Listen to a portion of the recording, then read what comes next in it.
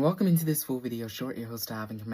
As our last video, we spoke about the official return of the second coming of Christ, and we're continuing that significance of his return by reading Revelation chapter 19 verses 17 to 21, where we read about Satan and his enemies that are defeated in that final battle.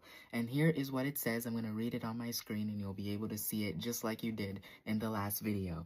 And it said in verse 17, "And I saw an angel standing in the sun, who cried in a loud voice to all the birds flying in mid-air."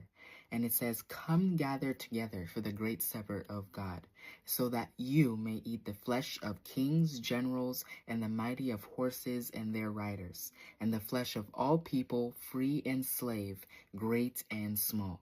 And it says in verse 19, "Then I saw the beast and the kings of the earth and their armies gathered together to wage war against the rider on the horse and his army." Verse 20 says, "But the beast was captured, and with it the false prophet who had performed the signs on it and its behalf.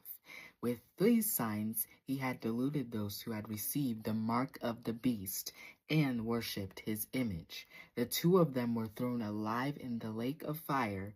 And then in verse 21, it says, "The rest were killed with the sword coming out of the mouth of the rider on the horse, and all the birds had gorged themselves on their flesh." This is the successfulness of the final battle, when the beast and his armies really thought they would be able to defeat Jesus, when Jesus had all of his heavenly angels that were coming to defeat them. And after this, we learn in chapter 20 of Revelation that Satan is locked up for 1,000 years, and later we read about the Christ 1,000-year reign. So lots of more things to talk about as we finalize the year on a very important note. And until then, thanks for watching this video all the way to the end. Stay subscribed, and we will see you in the next one.